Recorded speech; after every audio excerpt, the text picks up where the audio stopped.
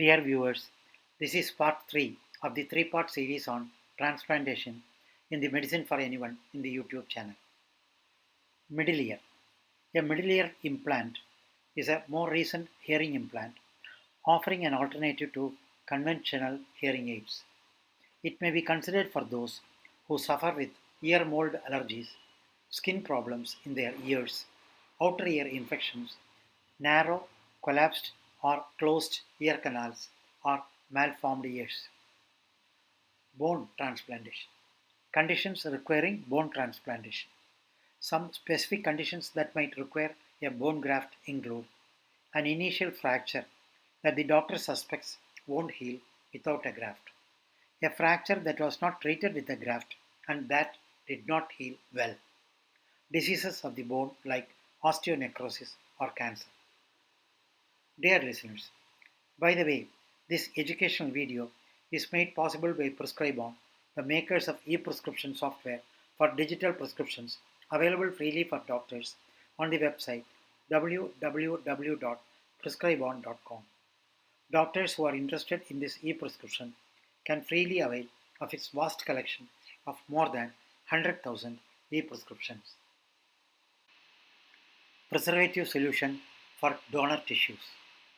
The development of the University of Wisconsin cold storage solution has extended safe preservation of the liver and pancreas from 6 to 24 hours or more.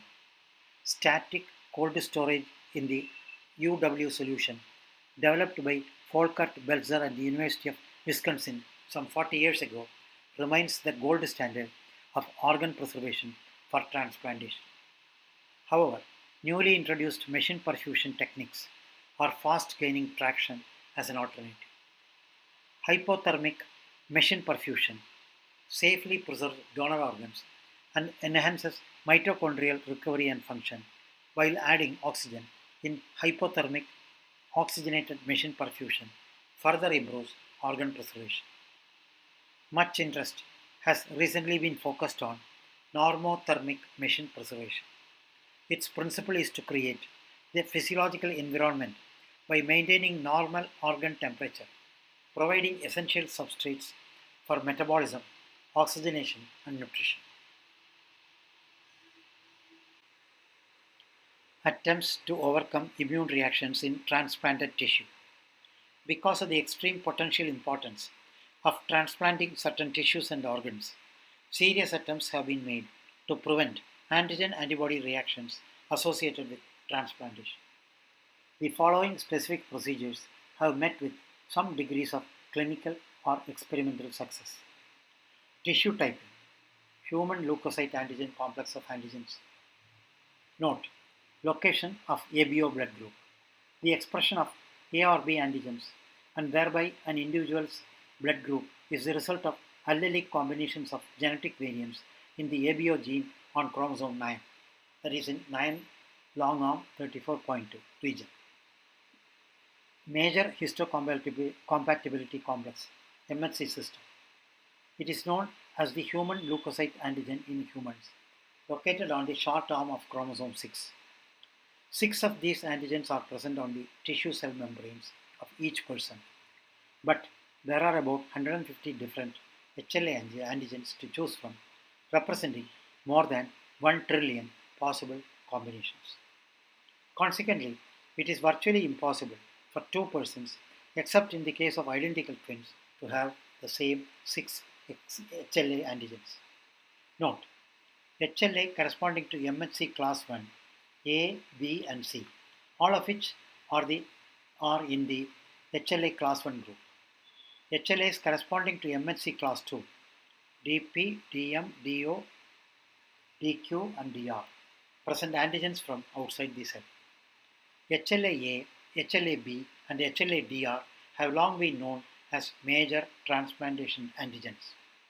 Recent clinical data indicate that HLA-C matching also affects the clinical outcomes of hematopoietic stem cell transplantation, but HLA-DQ and HLA-DP do not appear critical.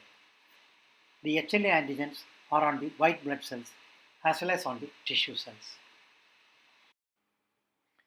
Development of significant immunity against any of these antigens can cause graft rejection. Note: transplant rejection occurs when transplanted tissue is rejected by the recipient's immune system, which destroys the transplanted tissue. Acute rejection.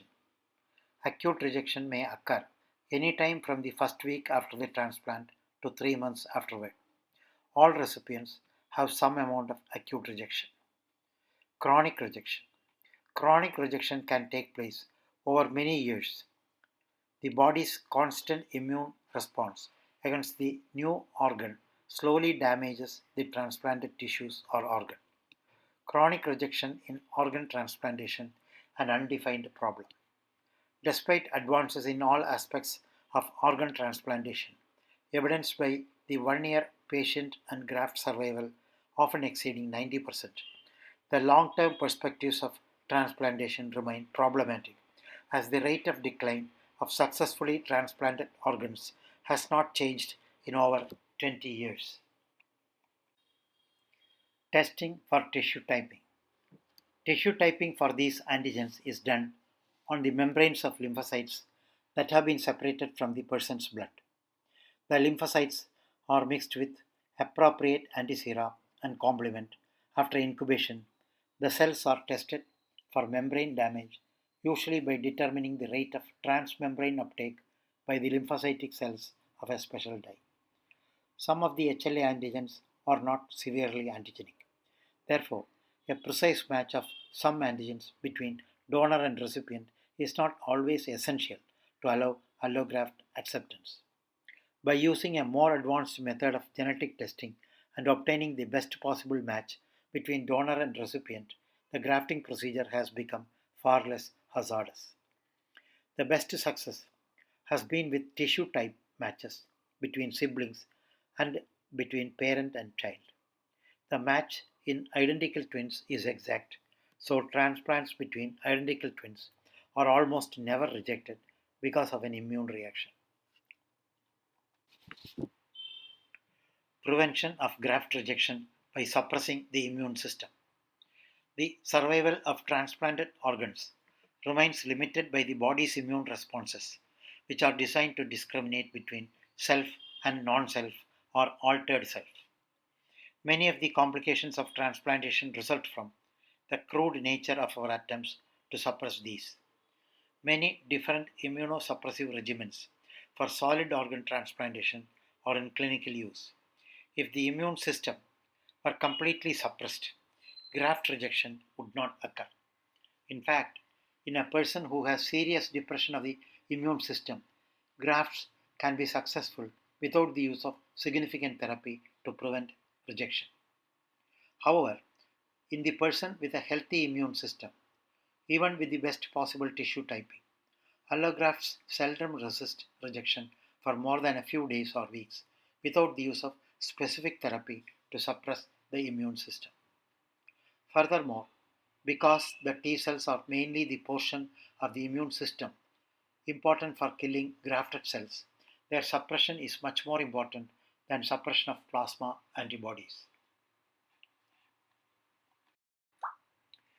The agents employed include glucocorticoids, anti-proliferative agents like azathioprine, mycophenolate mofetil, calcineurin inhibitors like cyclosporin and tacrolimus, mammalian target of rapamycin, mTOR inhibitors like sirolimus and everolimus, depleting antibodies, example antithymocyte globulin, alemtuzumab, and other biological agents such as daclizumab, basilizumab, both of which are directed against CD25, the high affinity IL-2 receptor, and belatacept, a fusion protein linked to CTLA4, that is CD152, that blocks T cell stimulation.